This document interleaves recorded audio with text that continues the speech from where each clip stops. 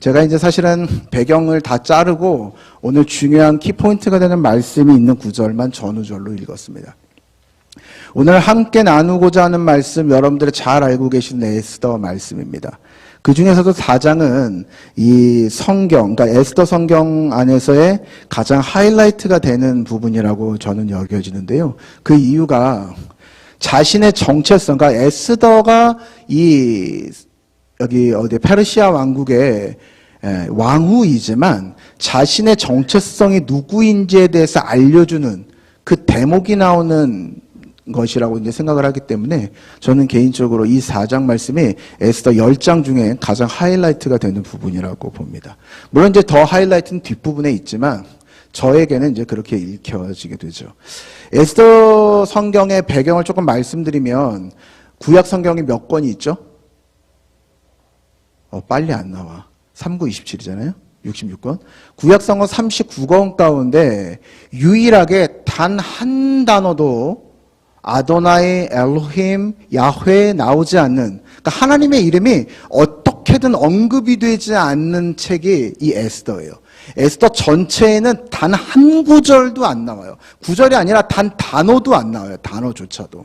그래서 사실은 이것을 정경으로, 그러니까 캐논으로, 이게 오리지널 성경이다라고 우리가 채택할 때에 굉장히 이슈가 많았던 책이고 지금도 여전히 이슈가 되고 있는 책입니다. 물론 이제는 에스더가 구약 성경 39권 중에 한 권이 아니다라고 말하는 데 의의를 제기하는 사람은 이제는 없어요. 2000년도 전만 해도 조금 있었습니다. 1970년도, 80년도만 돼도. 그러나 이제 거의 이제 반세기가 더 지난 2020년에 그것을 논하는 사람은 없지만 하나님의 이름이 한 번도 등장하지 않는 성경책이라니 여러분들 조금 관심을 갖고 읽어보시면 좋을 것 같아요.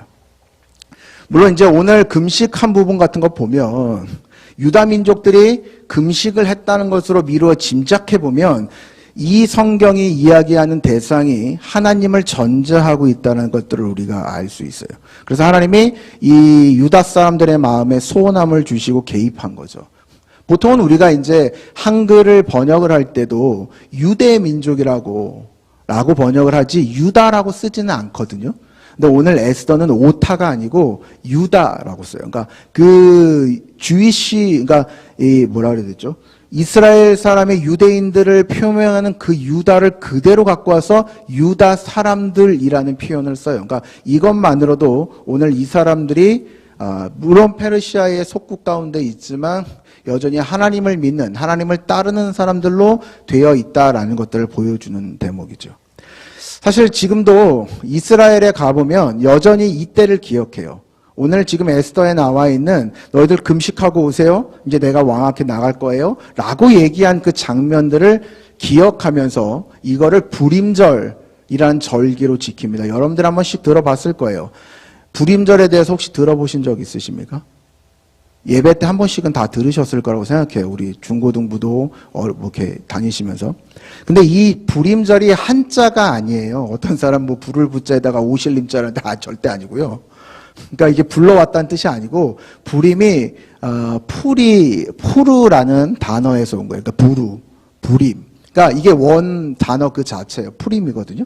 그러니까 그 단어를 갖고 와서 온 거예요. 그러니까 푸림이 뭐냐면 여러분 주사위 아시죠? 주사위. 그래서 주사위를 사실은 푸림이라고 하는데 날짜를 계산하고 점치는 것을 푸림이라고 해요.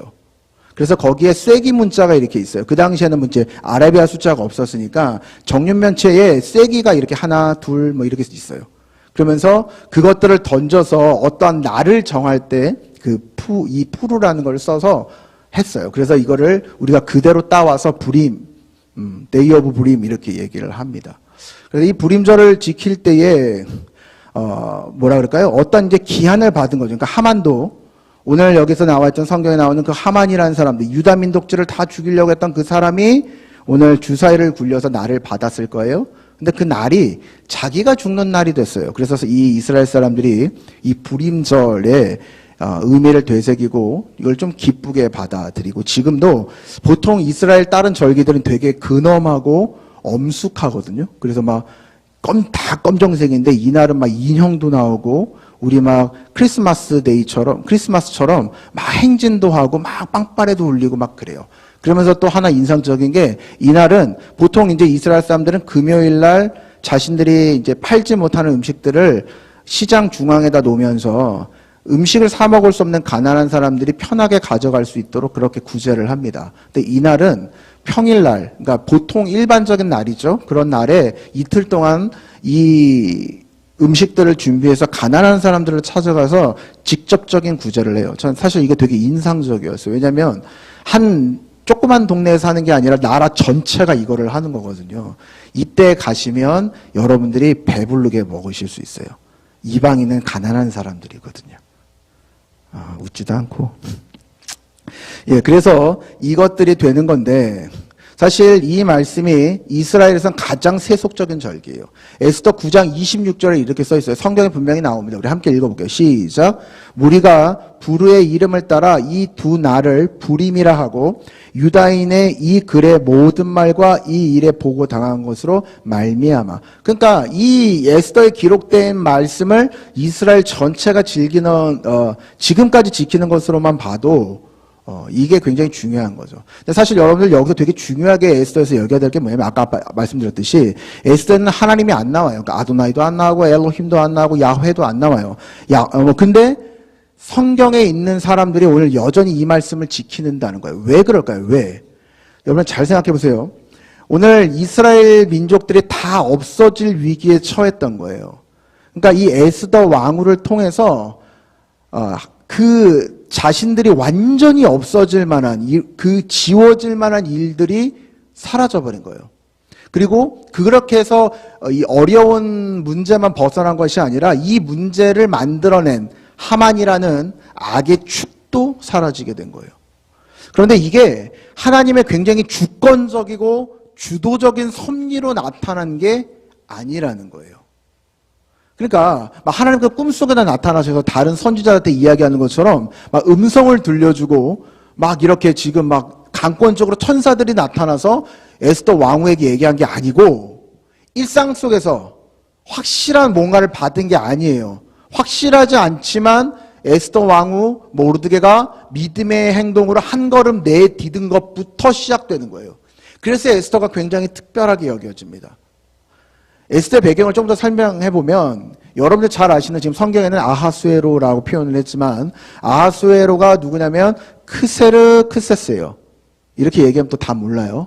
그 영화 300 보신 분들 있을 거예요. 청소년 관람 불가니까 지금 오늘 졸업하신 분들은 보실 수 없는 거고 봤다가 손들면 안 되고 여러분들 중에서 사실 20살 지금 22살짜리들은 못 봤을 가능성이 커요. 어쨌든 이 300에 나오는 굉장히 크고 키가 2m고 이렇게 표현했었던 실제로 2m까지는 아니지만 190 한 3, 4 정도 됐었던 것 같아요. 그 당시에 엄청 크죠. 그 당시에 평균 키가 160이니까 저만 했으니까. 근데 그 사람도 머리 하나가 더 있는 왕이 있으니까 얼마나 큽니까? 그러니까 근데 그 사람, 그러니까 굉장히 무지막지하고 지금의 페르시아의 잔인함을 완성시킨 왕. 그 사람이 바로 크세르크세스, 오늘 성경의 아하수에로입니다. 그가 12년 됐을 때에 여기에 넘버2가 누구였냐면 바로 하만이에요. 근데 그 사람이 이제 이유 여하를 불문하고 이 페르시아 월 아달월 제 3일에 이제 이스라엘 모든 사람을 다 죽여요. 거기 조서에 뭐라고 써있냐면 남녀노소를 막론하고 다 죽이는 거예요. 그러니까 완전히 민족을 말살시키는 거죠. 그런데 오늘 이 에스더에 또 누가 나오냐? 에스더 말고 모르드게라는 사람이 나와요. 모르드게. 모르드게가 누구냐면 에스더의 삼촌이에요. 에스더를 업어 키웠고 에스더를 왕후 만들었어요. 페르시아의 왕후. 그러니까 여러분 페르시아의 왕후 만들었다니까 되게 대단한 것처럼 여기지만 페르시아에는 수많은 첩들 중에 하나예요. 본처가 있었고 그 뒤에 몇 명의 왕비가 있었는지 알 수 없어요. 대충 제가 그때 한번 지금 정확히 기억이 안 나는데 400명이 좀 넘었던 걸로 기억해요. 400명. 그러니까 뭐 한 번 만나면 이제 그 다음에 못 만나는 거예요. 1년에 한 번 만나는 거죠. 1년에 한 번.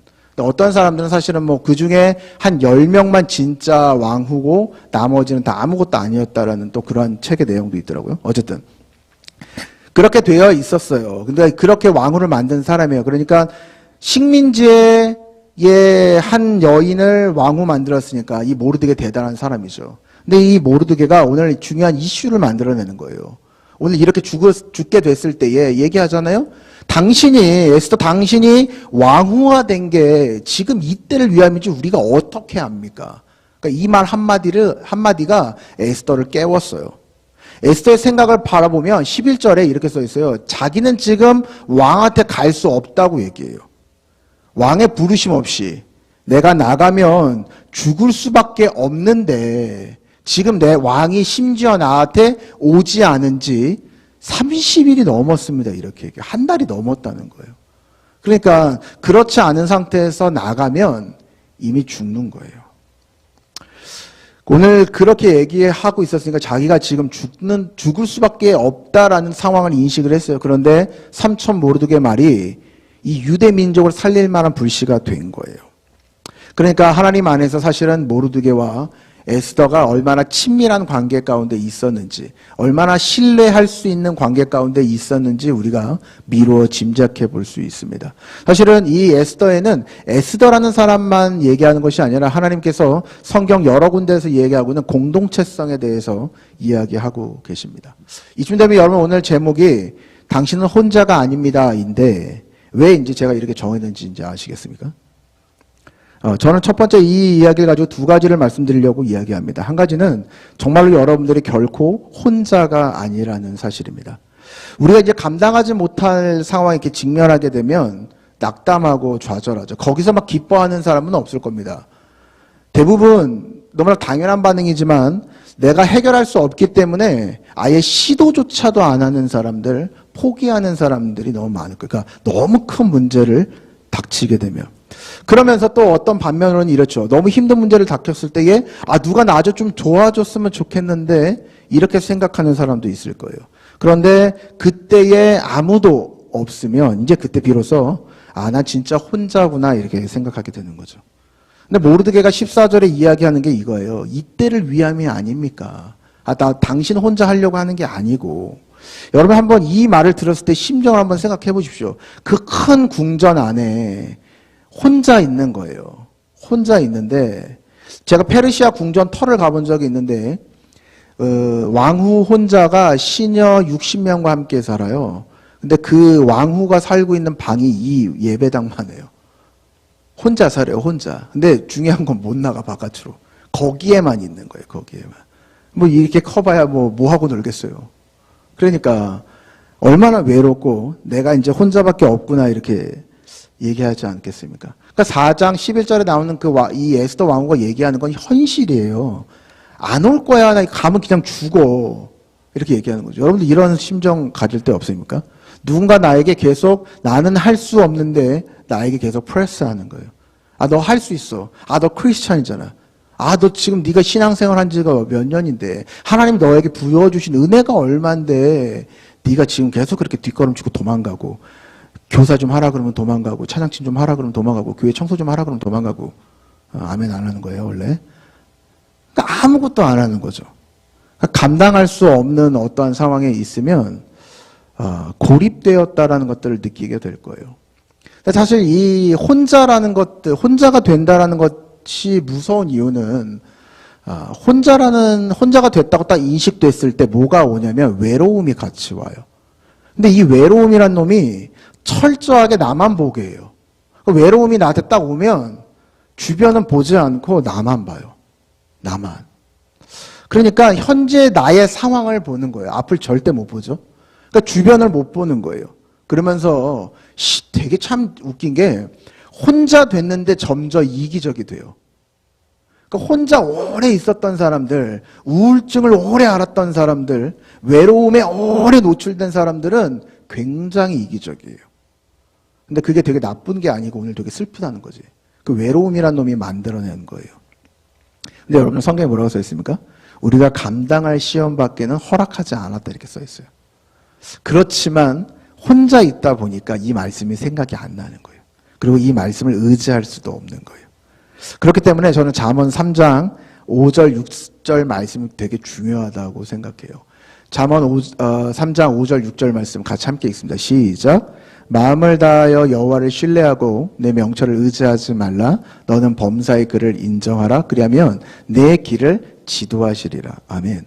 마음을 다하고 여호와를 신뢰하는 것, 내 명철을 의지하지 않는 것, everyday, 매일같이 내가 하나님을 인정하는 것, 그러면 주님이 나를 인도하십니다. 이 얘기인데, 이 얘기는 이렇게 이해하시면 안 돼요. 내가 A라는 걸 했으니까 주님이 B 하신다, 이게 아니고 지금 내 삶에 A라는 행동이 나타나는 것, 그것이 뭐냐면 여호와를 신뢰하고 내 명철을 의지하지 않고 범사의 주님을 인정하지 않을 범사의 주님을 인정할 수 있는 것은 주님이 오늘 내 길을 인도하고 있기 때문이라는 거예요.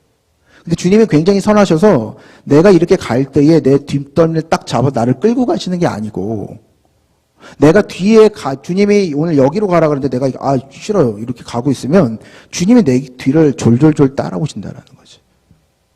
그러니까 주님이 오늘 내 길을 지도하신다라는 표현은 지도할 때를 기다리면서 계속 걸어오시는 거예요. 그러니까 여러분들이 여러분 것들을 의지하기 시작하면 주님의 길을 갈 수 있어요? 없어요? 없어요. 절대 없어요. 그러니까 이기적인 놈이 나만 보게 만드는 거예요. 그 외로움이. 그러니까 오늘 주님은 언제든지 오늘 이 순간에도 여러분들이 주님께로 돌이키시기만 하면 하나님의 길 가운데로 가실 수 있는 줄 믿으시기 바랍니다. 그렇기 때문에 혼자라고 생각되면 그러한 생각들이 확대돼요.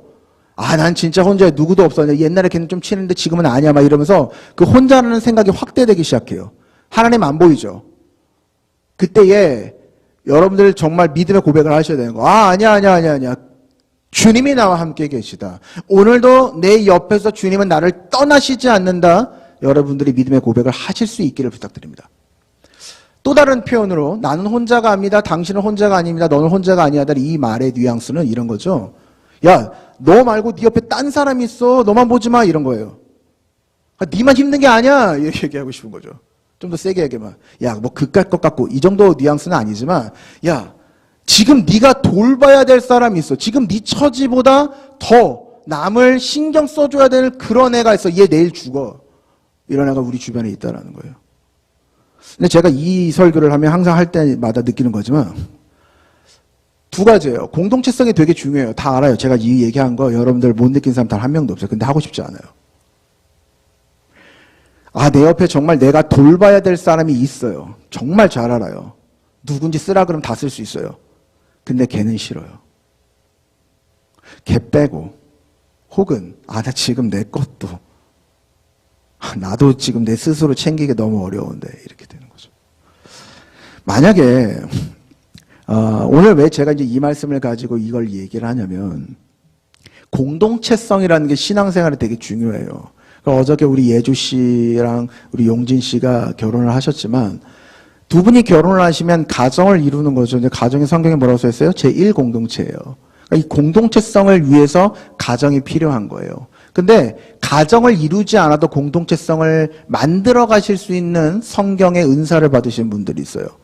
그런 분들 제외하고. 그러니까 우리가 그런 능력이 없으니까 친구와 친구를 사귀는 것이 굉장히 중요하거든요. 근데 왜 이게 중요하냐면 우리가 눈에 하나님이 안 보여요. 그러니까 보이지 않는 하나님을 보지 않고도 내가 잘 따라갈 수 있으면 너무 좋죠. 어떠한 환경과 어려움이 나에게 닥쳐온다 할지라도 나는 하나님만 바라보고 하나님만 따라갈 수 있다 그러면 이게 베스트예요. 그런데 안 된다는 거예요. 눈에 보이지 않는 하나님을 따라가려면 결국은 눈에 보는 사람을 통해서 주님을 볼 수밖에 없다는 거예요. 예수 그리스도를 한 번도 들어본 적이 없는 사람이 저에게 다가오면 제가 보이는 거예요. 제가 믿는 예수님, 이렇게 되는 거죠. 그러니까 제가 아주 경건한 신앙인한테는 안 맞아요. 잘 못 알아들었어. 고맙습니다. 막 이렇게 얌전하고 착하고 공부 잘하고 순하고 법 없어도 살 것 같은 애들에게는 잘 안 맞는 목사예요. 근데 저와 같이 금목걸이 차고 삐딱구두 신고, 삐딱구두 옛날 말이지. 그러니까 막 라이더 자켓 입고 목사인데 그런 애들, 입에 담배 하나 물고 손에 사탕 대신에 담배를 끼고 있는 아이들, 혹은 술집에 술 한 잔 걸치고 있는 아이에게 굉장히 잘 어울리는 목사입니다. 그러나 제 역할은 여기까지. 그 이상의 더 순한 모습을 보여주려면 보여줄 수가 없기 때문에. 그건 이제 여러분들이 보여주셔야 돼요. 친절하고 인사도 잘 해주시고 오면 따뜻하게 맞이해 주시고 말도 정말 아름답게 해주실 수 있는 거 여러분들의 역할이거든요. 근데 저는 이제 믿잖아요. 그러니까 약간 이렇게 나사 풀린 애들 저한테 다 보내라고 하고, 나사 이제 채워놓으면 제가 이제 여러분들한테 보내잖아요. 나사 채워지면 이제 저랑 못 있어요. 힘들어가지고. 나사가 안 채워진 아이들만 저하고 있을 수 있어요. 제 옆에 계신 분들은 나사가 하나 빠졌다고 생각하시면 돼요. 빨리 채우시고 딴 쪽으로 가시길 부탁드려요. 이렇게 공동체성은 나의 부족함뿐만 아니라 내가 살아있다라는 이유를 만들어줘요. 근데 그 살아있다라는 이유가 하나님과 나의 관계를 회복시켜요. 참 신기한 게. 그러다 보니까 사실은 오늘 담임 목사님께서 아까 같이 이 유튜브로 보셨는지 모르겠지만 청년 식당에 대한 컨셉을 주셨어요. 이유는 다른 거 하나도 없어요. 밥 먹다 보면 친해져요. 가장 빠른 전도는 밥을 먹이는 거예요. 여러분들의 물질을 가장 합리적으로 쓸 수 있는 것은 밥을 먹이는 거예요. 커피가 아니고. 밥을 먹이고 플러스 커피예요. 그런 식으로 여러분들이 뭔가 관계를 하시다 보면 하나님이 오늘 나하고 함께 계심을 알아요. 근데 사람과 관계하지 않고 저는 하나님과 1대1의 신앙을 유지할 수 있습니다. 미안하지만 그렇게 되지 않습니다. 그것이 우리의 현실이고 그것이 우리가 지금 있는 현 주소예요. 하나님께서 우리에게 떠나신 적이 없어요. 우리 기드온의 경우를 한번 성경에 있는 기드온을 한번 볼까요? 기드온이 미디안과 미디안 족속하고 전쟁을 치러졌어요. 미디안 족속이 그 당시에 굉장히 강대한 족속이었습니다. 그렇기 때문에 기드온의 사람들이 미디안 사람들과 전쟁을 치를 때에 현실적으로 보면 상대가 안 되는 거예요. 이길 수가 없는 일이었습니다. 그런데 이게 어느 정도까지냐면 계란으로 바위 치기는 것도 상상을 할 수 없는 거예요. 근데 기드온이 도망치지 않았어요. 원래 이 도망장이 기드온이 숨는 기드온이 도망치지 않았어요. 그리고 하나님께 부르짖었습니다. 그때 기드온의 부르짖음에 하나님께서 응답하신 대목이 바로 사사기 6장 18절의 말씀입니다. 사사기 6장 18절의 말씀 우리 함께 읽어보겠습니다. 시작. 여호와께서 그에게 이르시되 내가 반드시 너와 함께하리니 내가 미디안 사람 치기를 한 사람 치듯 하리라 하시니라. 네, 제가 성경 잘못 들었나 봐요. 하나님께서 말씀하시는 거, 내가 반드시 너하고 함께 있겠다. 그러니까 너는 미디안 족속을 상대하지만 한 사람을 때리는 것처럼 행동해라. 이렇게 얘기하시는 거죠. 여러분 하나님을 신뢰하십니까? 아멘 하셨어요. 그러면 여러분들의 매일매일의 삶을 하나님께 드리십시오. 아직 우리가 예상하지 못했던 그 하루, 경험해보지 못했던 그 하루를 하나님께 드리십시오. 스스로 내가 주인 되지 마시고 매일을 주님께 드릴 수 있기를 축복드려요. 이게 상당히 추상적입니다. 하루를 하나님께 드린다? 굉장히 추상적인 말인데 오늘 하루의 중심, 그러니까 내 중심에 하나님을 넣는 훈련을 하는 거예요. 그러려면 결국은 말씀을 보고 어렵지만 말씀에 기록된 삶을 살아가는 거죠. 예를 들어서 어떤 회계사인 사람들은 나에게 청탁이 와요. 회계사님, 내가 돈을 줄 테니까 내가 가장 세금을 적게 내는 방식을 보여주세요. 이게 기본적으로 회계사들이 하는 일입니다. 그런데 안 낼 돈을 내는 것들을 막아주는 회계사는 좋은 회계사지만 편법을 가리켜서 절세가 아니라 탈세를 만드는 사람은 좋은 회계사가 아닙니다. 그런데 우리 회계사들이 고민하죠.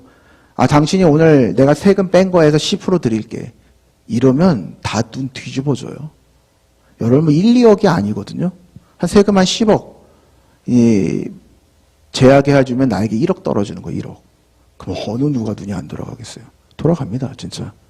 그런데 그때에 죄송합니다. 저는 법의 테두리 안에서 최대한 당신의 회사를 돕겠습니다. 라고 말할 수 있는 사람이 오늘 하루를 하나님께 드리는 사람입니다.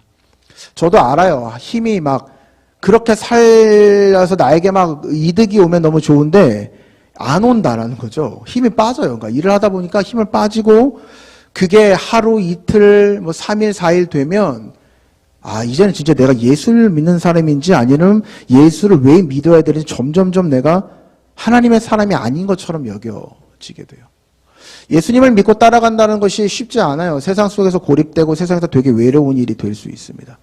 오늘 이 에스더 왕후의 경우를 보면 분명히 에스더 왕후는 살 기회가 있었어요. 살 기회가 있는 거죠. 그런데 오늘 그 상황을 자기는 알 수 없지만 내 목숨이 걸린다 할지라도 나는 오늘 하나님의 사람답게 살아가야지.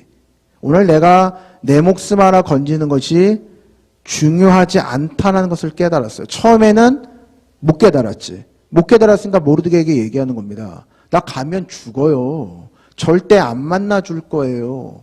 라고 얘기했는데 모르드게가 한 말을 하죠. 사실 이거 굉장히 일상적인 용어예요. 야, 네가 지금 예수 믿었다가 바로 지금 때문이지 않겠느냐, 이렇게 얘기할 수 있죠.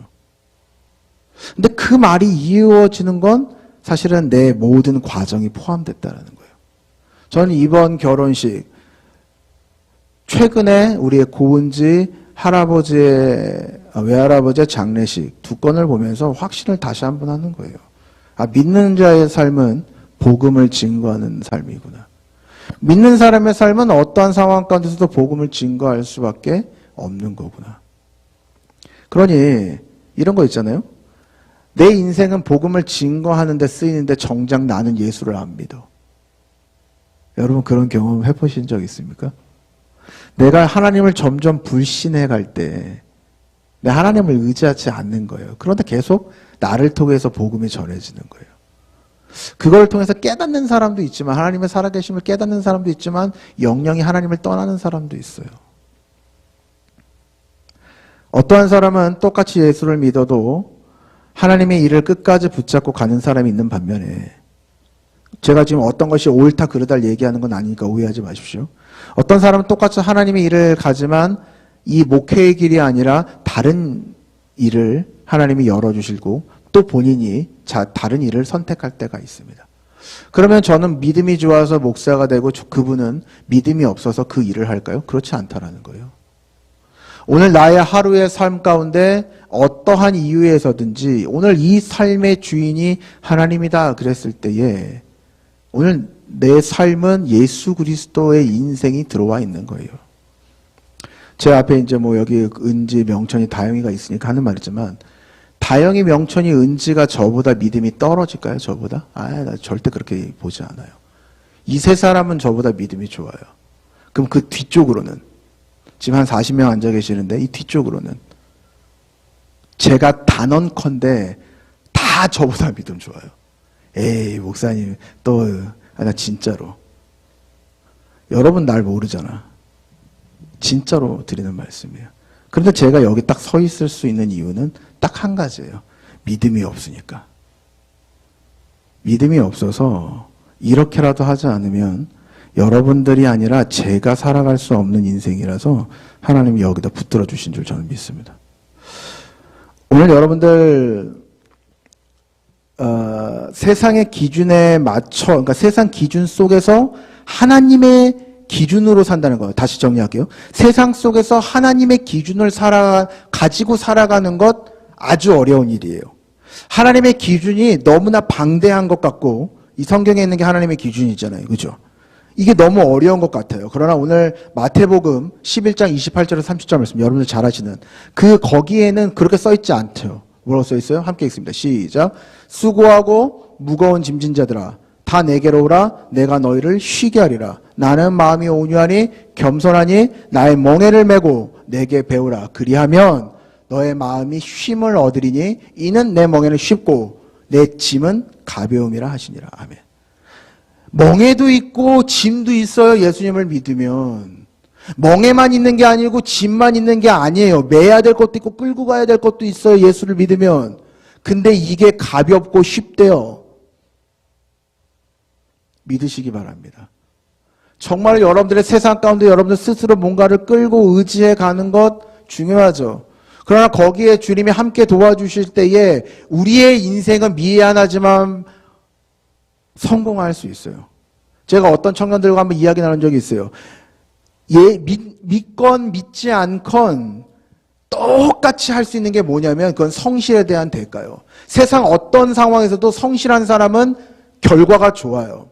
미안해요. 결과가 좋다는 표현 좀 나쁘고 자기가 원하는 결과를 얻을 수 있어요. 우리나라 옛말에도 한 우물만 10년 팔면 성공한다 그랬어요.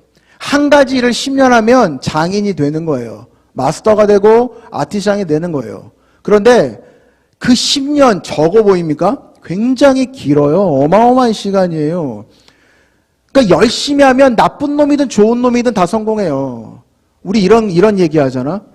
목사님, 저놈은 죄송해요. 그분이라고 할 수 없어서 그 정도로 나쁜 놈들이 있어요.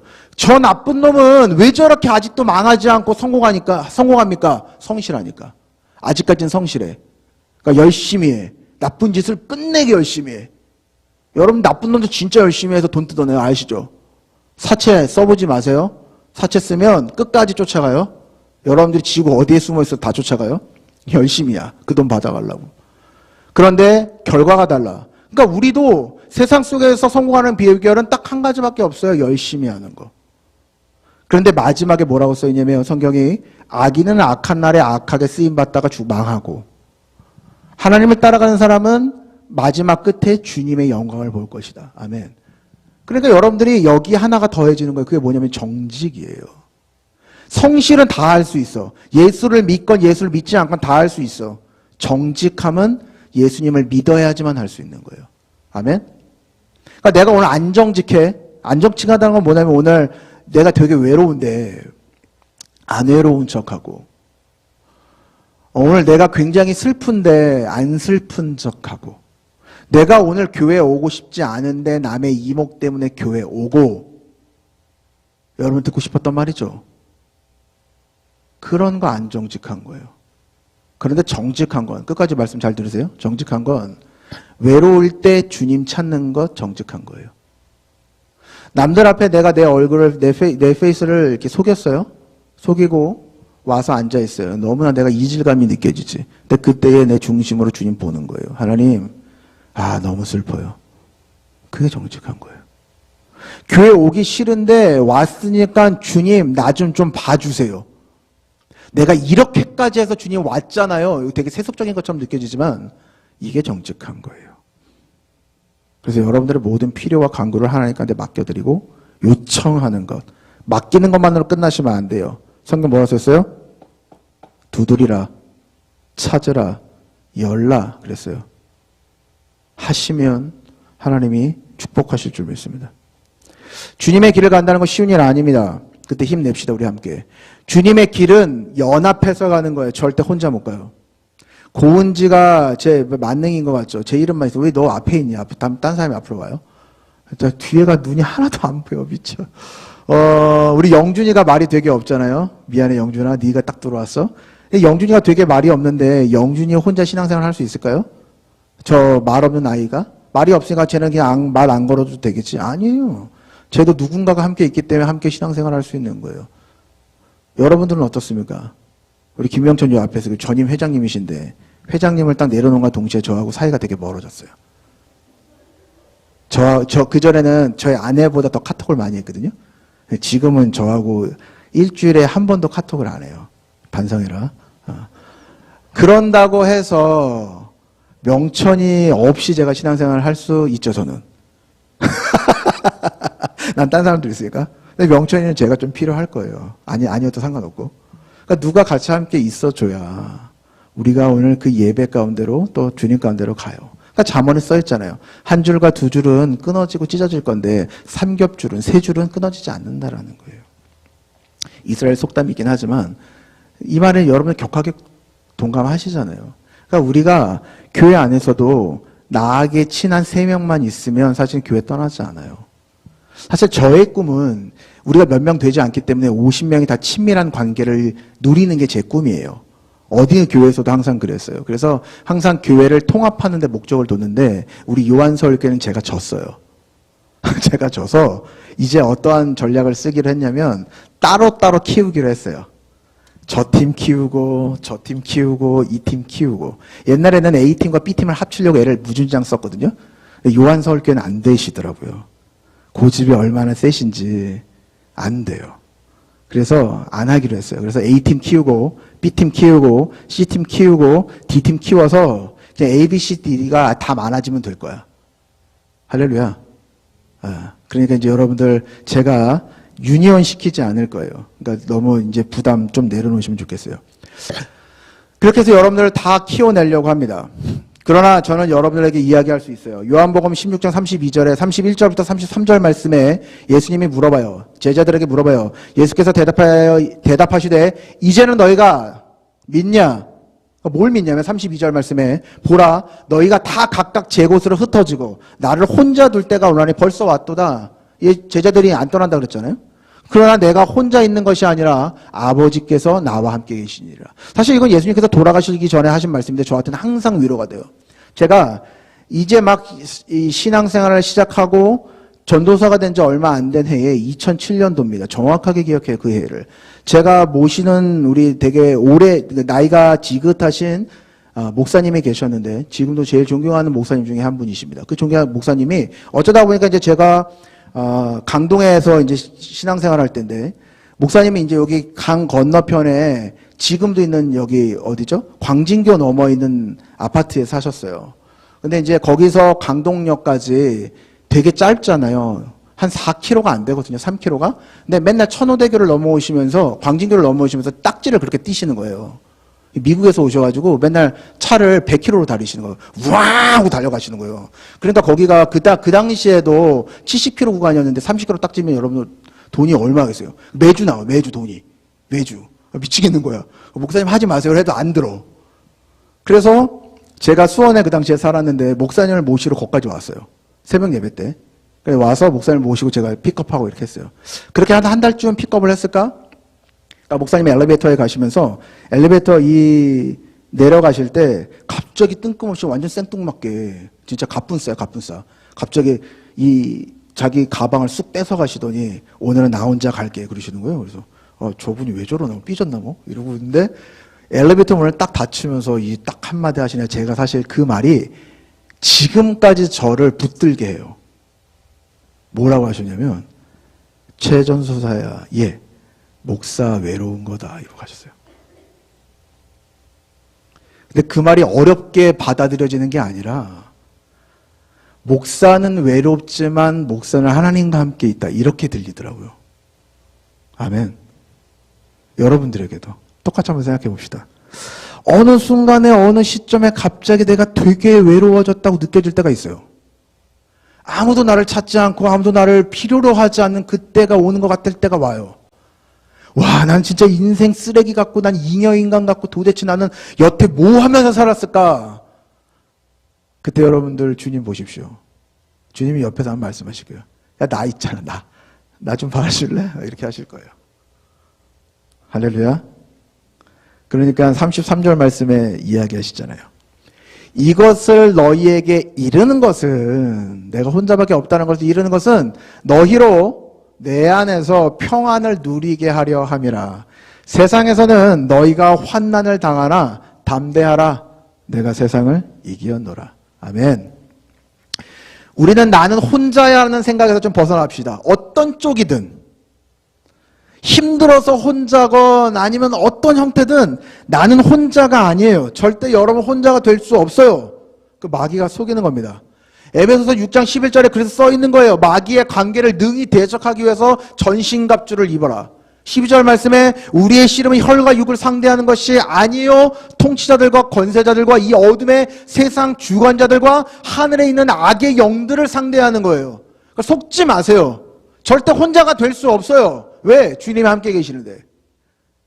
그러니까 여러분들 아까 읽었던 잠언 3장 5절에서 6절 말씀처럼 여러분들 마음을 다해서 최선을 다해서 마음을 다해서 여호와 하나님 우리 주 예수님을 신뢰하시고 여러분들 생각 의지하지 마십시오.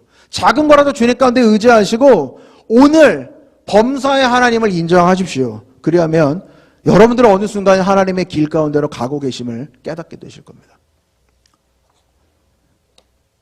하나님의 사람이신지 여러분들 하나님의 사람이시지요? 대답 소리가 작아요. 여러분들 하나님의 사람이십니까? 다시 한번 물어볼게요. 여러분은 하나님의 사람이십니까? 어떻게 확신할 수 있습니까? 여러분들의 행동으로? 아니면 여러분들의 어떠한 노력으로? 아니죠. 오늘 성경 이야기하잖아요. 내가 그렇다고 하니까 그런 거예요. 하나님께서 넌 내 자녀다. 주님이 그렇게 말씀하시니까 여러분 주님의 자녀인 겁니다. 그러니 이제 주님의 자녀답게 좀 살아갑시다. 아버지 욕먹이지 말고 욕먹여도 우리 아버지가 이렇게 품어주시지만 하나님의 이름을 거룩히 여기실 줄 아는 사람 이따 여러분 영상 하나 볼 거예요. 래퍼 셋이서 나와서 하는 래퍼 영상을 하나 볼 거예요. 바탕화면에 축하 영상이라고 있습니다. 이따 그거 틀어주시면 돼요. 얼굴을 못 들어. 혼자가 아니기 때문에 얼굴을 못 드는 거예요. 여러분들 그 영상에서 이렇게 얘기해요. 너희는 마음을 다하고 뜻을 다하여 하나님의 자녀가 됨을 기뻐해라. 뭐 이런 게 있었나? 아무튼 그럴 거예요. 제가 그 영상 보면서 울컥했어요. 되게 웃긴 건데. 울컥한 데가 이상할 거야, 이따가 보면. 근데 그 가사를 참 잘 썼고, 잘 개사하고, 거기에 나와 있는 아이들 얼굴이 이렇게 툭툭툭툭툭툭 비춰져 가는데, 다시 제가 첫 예수 그리스도를 믿었을 때, 교육부를 처음 맡았을 때 그 마음이 딱 왔어요. 그게 제가 빨리 늙는 거였거든요. 기도를 잘못해서 머리가 빨리 하얘지고 있어요. 진짜 빨리 늙고 싶어서, 진짜 빨리 늙고 싶어서, 그때는 이제 20대였으니까, 빨리 20년이 지나갔으면 좋겠는 거예요. 그러면 그 8살, 9살 되는 애들이 이제 성인이 되는 거잖아요. 너무 기대가 되는 거예요. 올랄라, 지금 말고요. 하나님께서 얘를 어떻게 끌고 갈까가 너무나 궁금한 거예요. 근데 벌써 이제 사역한 지 거의 20년이 돼가요. 곧 하나님의 응답을 제가 볼 때가 올 것 같아요. 사랑하는 유한설교회 청년 여러분들, 성도 여러분들, 한 가지만 저랑 약속해 주시겠습니까? 뭐냐면 우리가 각자의 어느 곳에 있으시든지 다시 만날 때에, 제가 언제 여러분을 헤어질 수도 있고 또 언젠가 만나겠죠? 만나게 될 때에 나는 하나님으로 잘 살았다라고 고백할 수 있는 그런 여러분들 다 되시길 주님의 이름으로 축복합니다.